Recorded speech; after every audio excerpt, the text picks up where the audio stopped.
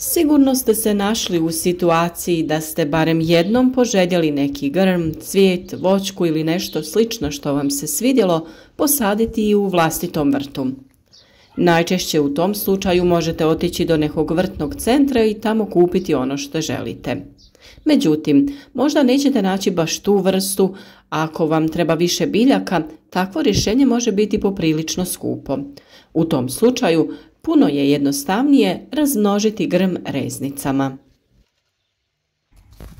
U jesen sa padom temperature krećemo sa orezivanjem različitih biljaka, pa je tada idealna prilika za razmnožavanje. Iskoristite zdrave grane i od njih napravite reznice kako bi proširili nasad ili samo obradovali dragu osobu. Na našem kanalu smo mnogo govorili općenito o razmnožavanju biljaka, pa ukoliko želite savladati sve načine uspješnog razmnožavanja, ostanite sa mnom do kraja videa. Svi oni koji prate naš rad već su nam se javili sa uspješnim iskustvima, pa ako i vi ne želite propustiti ni jedan koristan savjet, zapratite naš kanal, a podržite naš trud sa lajkom i uživajte u svijetu biljaka. Razmnožavanje reznicama je jedan od oblika vegetativnog razmnožavanja. Ovakav način razmnožavanja je vrlo popularan s obzirom na njegovu jednostavnost i vrlo dobre rezultate, te velik broj biljaka koje se na ovaj način uspješno razmnožavaju. Ovako razmnožene biljke su po svojim karakteristikama identične biljci iz koje su nastali. Reznica je vegetativni dio biljke, list, stablo, korijen, koji u povoljnim uslovima formira korijen i izdanak, te ih dijelimo u 3 tipa. Zelene, to su one koje razmnožavamo do sredine ljeta, jednogodišnji sočni dijelovi grana. Imamo i poludrvenaste koje ubiremo do u jesen, to su jednogodišnji izboji koji su pri vrhu još uvijek zeleni, a pri bazi odrvenjeli. Te imamo drvenaste kojima razmnožavamo većinu listopadnih vrsta, a uzimamo ih od jeseni nakon opadanja lišća. To su potpuno odrvenjeli dijelovi stabljike. Brojne su vrste zimzelenih grmova koje se od sredine ljeta na jednostavan način mogu razmnožiti reznicama. To je samo jedan način vegetativnog razmnožavanja kojim se razmnožava najveći broj biljnih vrsta. U nastavku ćemo govoriti kako pravilno uzeti reznicu i kako razmnožiti grm reznicama.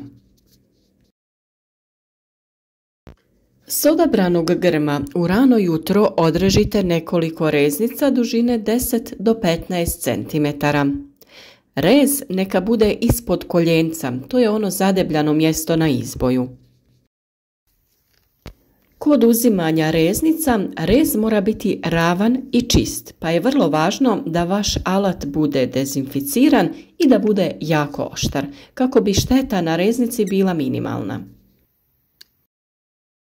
Naime, tupe škare gnječe tkivo reznice, čime se otežava ukorijenjavanje i sama reznica je podložna napadu bolesti.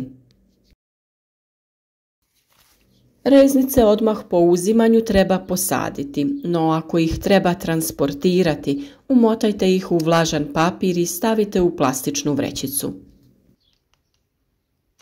Sa ubranih reznica uklonite sve listove sa donjeg dijela, a kod bujnih vrsta gornje listove skratite na pola. Nemojte ih trgati, već ih alatom odrežite.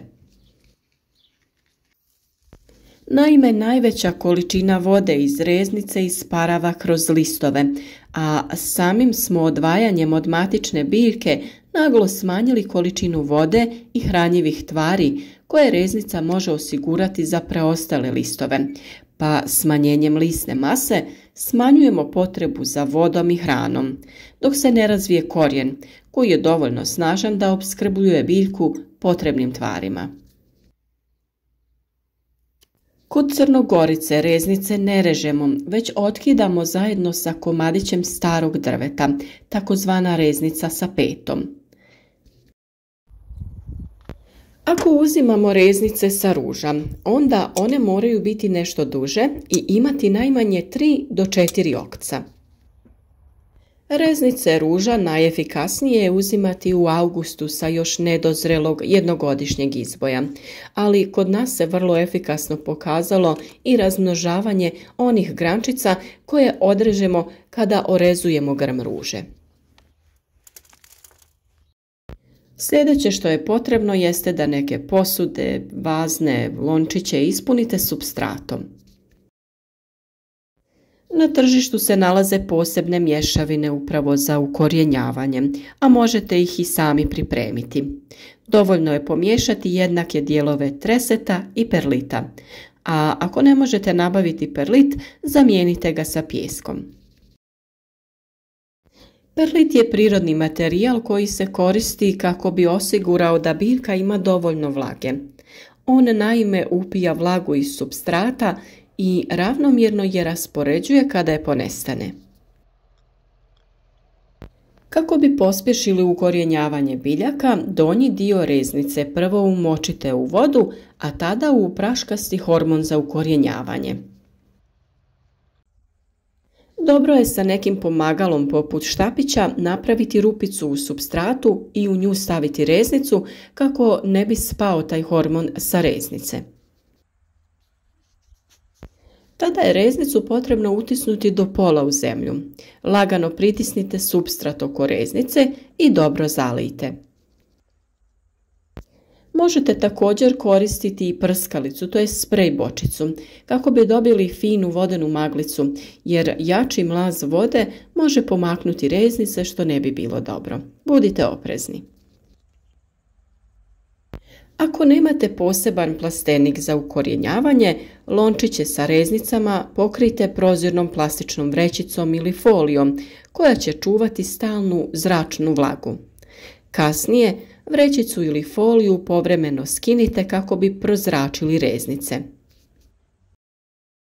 Na taj način ćete spriječiti njihovo truljenje. Kako ukorjenjavanje bude napredovalo, a to je vidljivo po rastu mladih listića. Vrećicu i foliju potpuno treba ukloniti kako bi se biljke polako privikavale na vanjske uslove. Kada su se reznice ukorijenile, mlade biljke presadite u pojedinačne veće posude u kojima će rasti još neko vrijeme do sadnje na stalno mjesto. Umjesto u supstrat reznice nekih biljaka poput hortenzije, lovor višnje, oleandera, bršljana i drugih možete staviti i samo u posudu sa vodom. Prednost ovog načina je što prije sadnje možete vidjeti koja reznica je pustila korijen, a koja je propala. Nedostatak je što je tako razvijen korijen vrlo nježan, pa morate biti oprezni kod sadnje. Postoji tu još nekoliko važnih napomena kako bi rezultati ovog načina razmnožavanja bili što uspješniji. Naime, dobro je da reznice u posudi budu odmaknute jedna od druge, tako da se međusobno ne dodiruju, što sprječava pojavu bolesti. Idealno bi bilo da svaka reznica bude u svojoj posudi, ali to ovisi o količini prostora koju imate. Idealna temperatura za ukorjenjavanje kreće se od 22 do 27 stepeni Celzijusa, a vlaga zraka oko 80%. Njega se sastoji od redovitog prskanja i povremenog prozračivanja ukoliko ste ih prekrili najlonom ili vrećicom. Tokom zime lončiće sa reznicama treba smjestiti u hladno klijalište ili staklenik, a dobro će poslužiti i neki negrijani hodnik, veranda i sl. Vrlo je važno da ima dovoljno svjetlosti. Ono na što također možete obratiti pažnju jeste to da postoje različiti hormoni za ožiljavanje. Tako za zelene reznice imamo poseban za poluodrvenjele i poseban za drvenaste reznice. U svakom slučaju zamjena za ovaj hormon postoji, a pronaći ju možete u kuhinskom ormariću. Vrlo koristan vam može biti cimet. Samo umočite reznicu u vodu pa u cimet. Također možete koristiti med, aloe veru ili čaj od grančica vrbe. Zemlja oko reznica nikako ne smije biti previše natopljena, jer u tom slučaju reznice mogu krenuti da trunu i sav vaš trud tada je uzaludan. Zemlja treba biti umjereno vlažna, a nipošto nemojte dozvoliti da potpuno zasuši. Neke će se vrste ukorijeniti za nekoliko sedmica, dok je nekima potrebno i nekoliko mjeseci. Ono što je važno jeste da budete strpljivi i da ne vadite reznice iz zemlje kako bi provjerili da li je biljka pustila korijenje. Ona će vam to dati do znanja sa kretanjem mladih listova. Ono što morate znati jeste da se vjerovatno sve reznice neće ukorijeniti, pa je preporuka da pripremite veći broj reznica od vaših potreba. Ukoliko se i dogodi da se sve reznice ukorijene, vjerujem da ćete im pronaći neko mjesto. A ukoliko to ne bude slučaj, svakako ćete imati lijep poklon za vaše prijatelje ili rodbinu. Ako je ovaj video bio koristan za vas, podijelite ga sa prijateljima na društvenim mrežama kako bi i oni imali korist od našeg rada. Pišite nam vaša iskustva u komentarima i ne zaboravite biti i dalje uz nas, jer svaki dan donosimo novi koristan video.